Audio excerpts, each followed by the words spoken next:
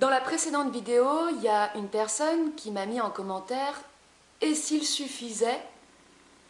non pas d'aimer comme dans la chanson de Patrick Fiori, je crois que c'est lui qui chante ça, « Et s'il suffisait d'en avoir rien à foutre ?» Vous savez qu'il y a un mec qui a écrit un bouquin qui s'appelle « Rien à foutre », qui est une adaptation contemporaine du lâcher-prise issu des philosophies hindouistes. J'ai vu où ça menait le lâcher-prise. Ça mène à la perversion. Parce que celui qui est constamment dans le lâcher-prise, eh bien, il ne veut pas voir son obscurité. C'est-à-dire que dès qu'il y a quelque chose de négatif en lui, que ce soit une peur, une angoisse, un stress ou un conflit intérieur, eh bien, il va dissoudre cela au travers du lâcher-prise. Donc, il ne remontera jamais à l'origine du mal-être. Il se dira que le mal-être est une illusion, que les peurs sont une illusion. Et donc, comme c'est une illusion, laissons cette illusion se dissoudre dans la détente.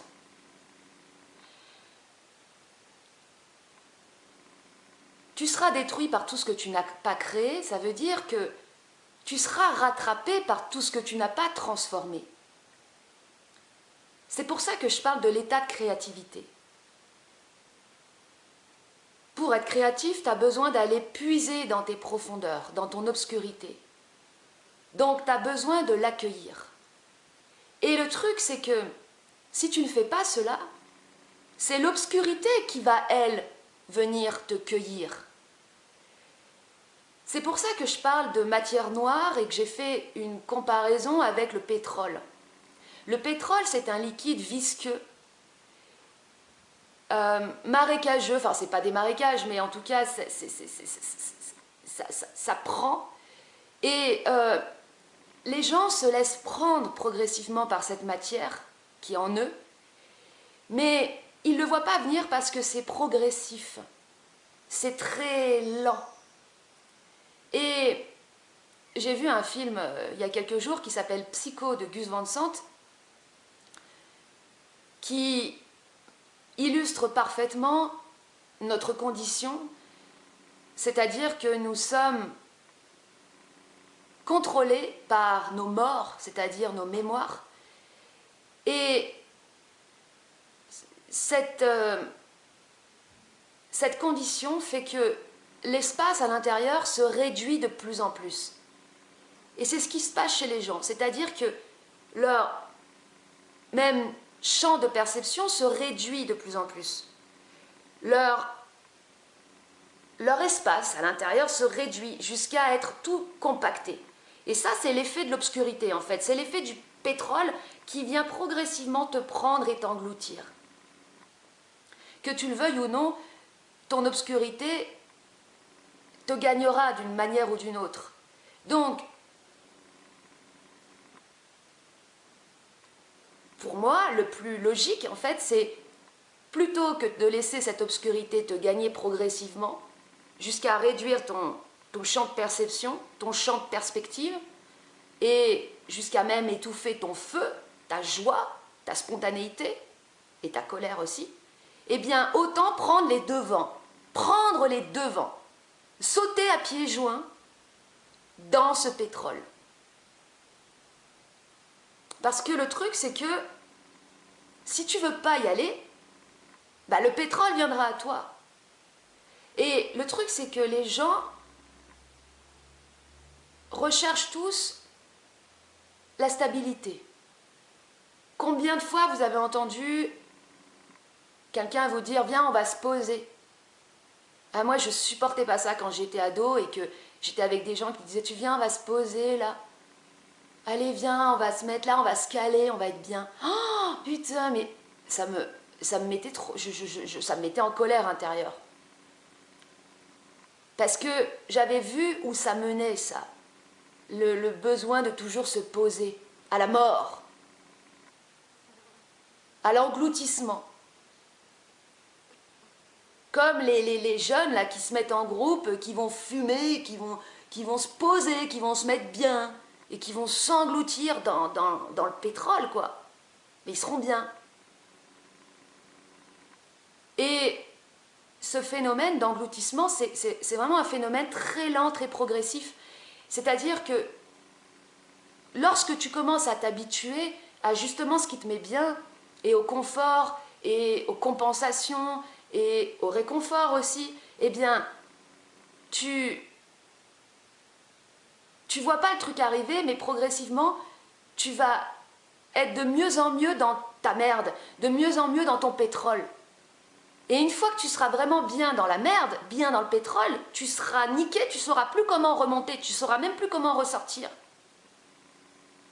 Et là, ce sera un combat terrible pour te débattre, parce qu'en fait, tu bougeras plus, tu n'arriveras plus à bouger, tu seras tout pris dedans. Donc, les gens veulent toujours se poser, c'est ça l'erreur. C'est ça le problème.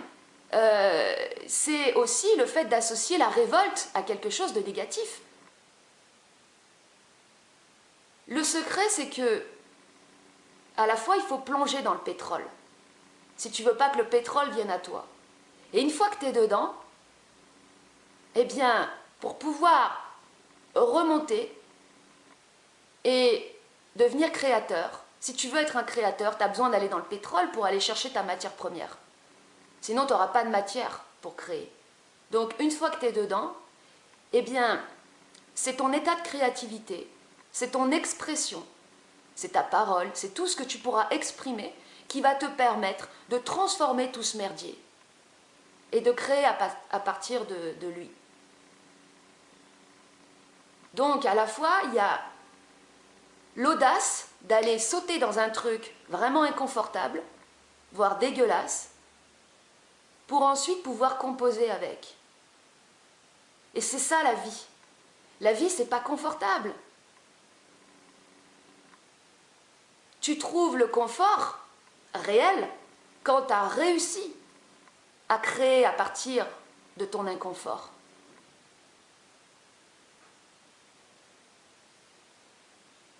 C'est pour ça que les gens sont toujours en tension, ils n'arrivent pas à se détendre réellement. Parce qu'ils ont peur de sauter dans le pétrole, ils sont toujours comme ça, genre non, je veux pas. Comme quand tu dois aller à l'eau, mais tu veux pas y aller parce que tu sais que ça va être froid. Tu restes toujours en tension. Alors, ceux qui sont dans le lâcher-prise, quand ils sont en tension, ils se disent « Oh, je suis en tension, détends-toi. » Oui, mais du coup, ils sautent pas dans le pétrole. Vous voyez le truc? Ils sont au bord de l'eau, c'est ça, c'est exactement ça l'image. Comment fonctionne le lâcher-prise actuellement et le rien à foutre. Ils sont au bord de la flaque de pétrole. Oh, et là, oh, je suis pas bien. Allez, détends-toi. Eh bien, ils n'ont rien fait du coup. Ils sont pas passés à l'acte. Donc là, ils sont détendus. Et puis, il suffit qu'ils tournent la tête, ils voient la flaque, et oh merde, ça revient. Et ça, c'est interminable. Il y en a qui passent leur vie au bord de la flaque, à se détendre, détendre. Jusqu'à, il y en a qui arrivent à être complètement détendus toute leur vie. Et alors, par contre, ils n'auront jamais plongé dans le pétrole. Et eux, ce seront en fait des pervers. Des pervers, c'est-à-dire des personnes qui inversent tout, qui se rendent irréprochables, alors qu'ils n'ont rien fait, alors qu'ils n'ont rien tenté, alors qu'ils ne se connaissent pas eux-mêmes. Parce que pour se connaître soi-même, il faut connaître sa part obscure. Et il faut avoir, j'ai envie de dire, réussi à aimer l'obscurité. C'est-à-dire, une fois que tu es dans ce pétrole, réussir à aimer ce malaise sans complaisance. C'est ça qui est très difficile aussi, c'est qu'il y en a qui sautent dans le pétrole, les romantiques, tous ceux qui font des chansons mortifères, là. Ils sont dans le malaise, ils commencent à aimer ça, ils commencent à aimer la merde. Et ils commencent à chanter des louanges à la merde. Oh, j'aime la merde, avec une petite voix suave et séductrice. Venez avec moi dans la merde, on va bien se faire chier ensemble. Mais non, t'as pas compris. Le but, c'est de sauter dedans pour ressortir. et être nouveau, parce que tu ressors nouveau. Tu as transformé l'obscurité, donc tu es nouveau. La complaisance ne peut pas te rendre nouveau. En fait, il n'y a pas de lieu, d'endroit où tu puisses rester, où tu puisses te complaire, excepté dans l'état de créativité qui est en tant que tel un processus de transformation perpétuelle. Et de l'obscurité, on en aura toujours en nous, toujours. C'est le moteur. Donc on ne peut pas l'éliminer en tant que tel. Il faut apprendre à créer avec ça. Il faut apprendre à être un transformateur à partir de ça.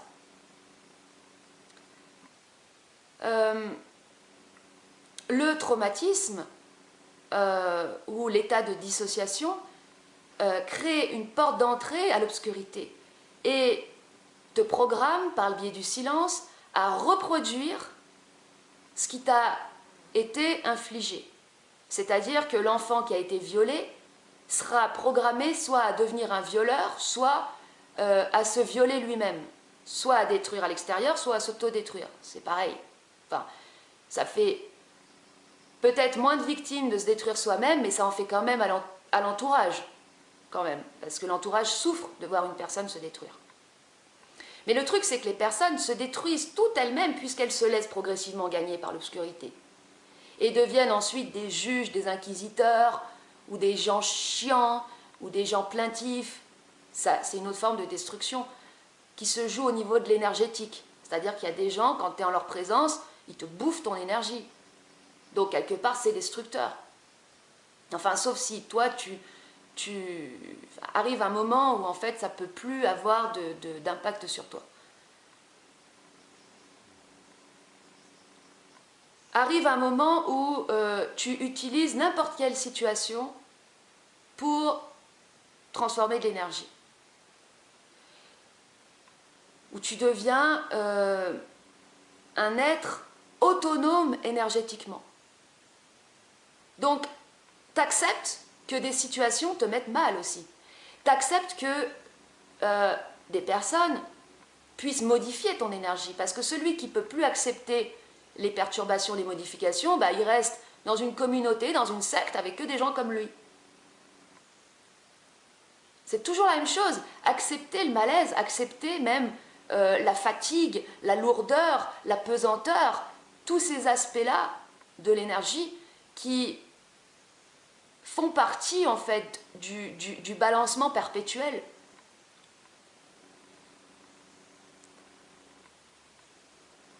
Je voulais faire une vidéo sur le sexe et j'en ferai peut-être une justement spécialement dédiée là-dessus, mais le sexe c'est un processus énergétique, c'est un processus qui permet de transformer de l'énergie. Mais ça, les gens ne le savent pas parce qu'on est conditionné par le porno et par un a priori sur le sexe où le sexe consisterait juste à prendre du plaisir. Donc, vous voyez, dans les vidéos porno, les gens prennent du plaisir. Ce sont des prédateurs énergétiques. C'est-à-dire qu'ils recherchent l'orgasme en compensation à leur souffrance qu'ils ne veulent pas voir. Donc c'est des consommateurs de plaisir. Et nous, dans notre société, en Occident, nous sommes gouvernés, nous sommes contrôlés, on peut dire, par l'industrie du plaisir et par les plaisirs, les loisirs. C'est sur le plaisir, les loisirs, que se base la société de contrôle des masses en Occident. Dans d'autres pays, c'est d'autres modes, plus disciplinaires, mais en Occident, c'est le plaisir.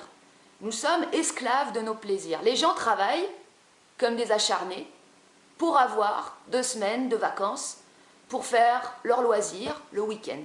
Et c'est comme ça que les petits Playmobil peuvent continuer à courir. Esclaves de leur plaisir, de leur bien matériel, de leur avoir. Ce qui m'a le plus fait halluciner d'ailleurs pendant la pandémie, c'est quand il y a eu l'instauration du pass sanitaire et que des masses se sont levées pour dire « on nous ôte nos libertés ! On nous ôte nos libertés !» Notre liberté de consommer, notre liberté d'aller au restaurant pour bouffer parce qu'on n'est pas foutu de se faire à bouffer nous-mêmes. C'est ça, pour eux, la liberté. C'est associé à la consommation et au plaisir. Mais ce n'est pas une liberté, la consommation. C'est un enchaînement. C'est une mise en esclavage. Donc les gens auraient dû dire merci le pass sanitaire. Merci de nous faire chier pour nous empêcher d'aller au restaurant et nous contraindre à apprendre à cuisiner. Et justement, le vrai plaisir vient dans ce que tu crées par toi-même. Il ne peut pas y avoir de plaisir si toi tu ne participes pas à la création de ton plaisir. Sinon, tu en deviens l'esclave. Et tu te dépossèdes de toi-même, car ton plaisir va te servir de compensation à ton mal-être. Et va le nourrir en plus de ça, grassement. Donc, comme on est là-dedans, forcément, on perçoit la sexualité de la même manière. On se dit, bah, c'est un mode de compensation grâce au plaisir, à tout ce qu'on a chié dans notre vie. Sauf que le sexe, c'est pas ça du tout. Le sexe, c'est le moyen qui te permet le plus de faire remonter d'obscurité en toi pour la transformer. Le sexe en tant que tel, c'est abyssal. Et moi, c'est pour ça que j'en ai eu peur pendant longtemps. J'avais peur d'avoir mal. Alors, c'est sûr qu'au début, dans tes premières relations sexuelles, quand tu es une femme, et peut-être un homme, c'est pareil, moins peut-être, mais bah forcément, tu as mal. Parce que tu te fais déchirer l'hymen, ça fait mal. Mais ça, c'est une douleur physique. La douleur dont je parle, c'est plus la douleur intérieure de tout ce qui va remonter en toi, de toute la matière traumatique qui va remonter en toi et qui va pouvoir s'évacuer au travers de l'expression, qui va pouvoir être vécue surtout. C'est pour ça que je dis que c'est abyssal. C'est-à-dire que moi, une fois, j'ai eu une relation sexuelle avec un garçon qui a vécu ça. C'est-à-dire que au moment de commencer à faire l'amour, il y a toute sa matière noire qui lui a remonté et il était tétanisé. Et j'essayais de lui parler, il ne m'entendait pas. Comme si on voyait ses yeux voilés, en fait, par la peur. Et il n'arrivait pas à exprimer ça. Et c'est ça le problème. C'est le fait de ne pas pouvoir l'exprimer, parce que si tu ne peux pas l'exprimer, tu ne peux pas le transformer. Mais celui qui arrive, qui a l'audace de se laisser traverser par cette obscurité et qui l'exprime, alors il vivra une relation sexuelle transformatrice. Et vous voyez, c'est encore la même chose avec la spiritualité, tout ce qui est véhiculé au travers du mythe de l'amour conscient, c'est une relation sexuelle harmonieuse, où presque on se touche presque pas, où il n'y a plus aucune vague. Sauf que si l'homme, il ne peut pas exprimer son animalité, sa bestialité, son agressivité, il n'y a rien qui va remonter du tout, rien de rien. Pourquoi je dis que la sexualité, c'est ce qui permet de faire le plus remonter d'obscurité? Parce que, eh bien, il y a cette fameuse Kundalini qui s'active. La Kundalini, c'est ta colonne vertébrale. En fait, le serpent de vie, c'est ta colonne vertébrale. Et dans la relation sexuelle, la colonne vertébrale commence à onduler. Donc, c'est ce qui fait que l'énergie de vie va pouvoir circuler en partant du bas, en remontant, en allant chercher, en fait, tout ce qui est en bas pour le faire remonter. Ça explique pourquoi les personnes qui ont des éveils de Kundalini ont parfois des hallucinations visuelles et sonores, parce que leur matière traumatique leur remonte et leur perturbe la perception, et vont même jusqu'à créer des visions, comme c'est le cas par exemple pour Anton Parks, qui lui carrément avait des films devant les yeux, et persuadé qu'il assistait aux origines de l'humanité. avec les reptiliens, les ensemenceurs, les modificateurs génétiques et tout. Mais ça, ce n'est pas les origines de l'humanité. C'est juste ce qui est inscrit en tant que base de données dans l'inconscient collectif. Donc lui, il avait accès à l'inconscient collectif. C'est quoi? Ce sont des formes qui se sont créées sur la base de la matière traumatique transgénérationnelle. Il y en a, par exemple, qui vont avoir des hallucinations, qui vont voir Jésus. D'autres qui vont voir Shiva. Parce que ce sont les formes qui se sont créées dans des cultures différentes. Il y a des formes différentes. Un hindouiste, il ne verra pas Jésus, il verra Shiva ou Krishna. Un Européen, c'est-à-dire quelqu'un qui a une génétique issue de cette localité géographique et de la culture dont il est issu, verra plus Jésus ou Satan.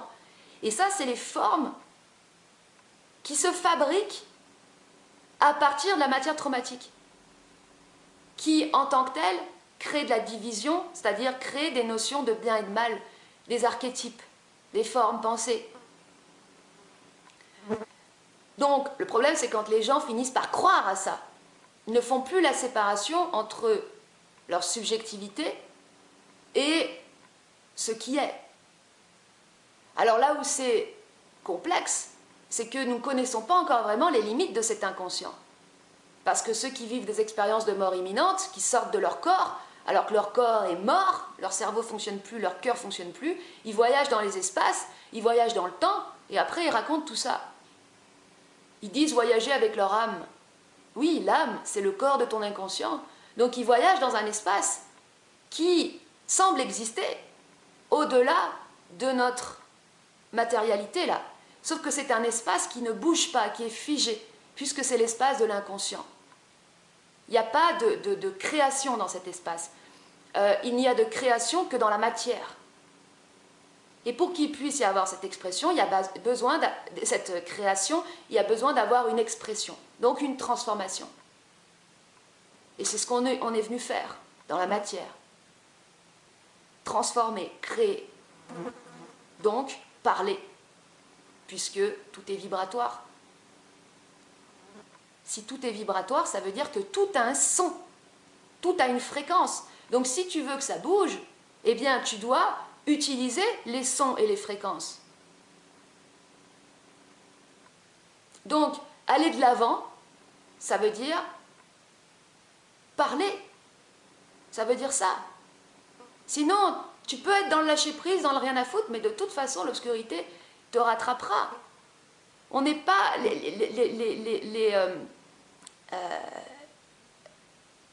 soit tu prends les devants, soit la vie prend les devants pour toi. La vie ou plutôt la mort.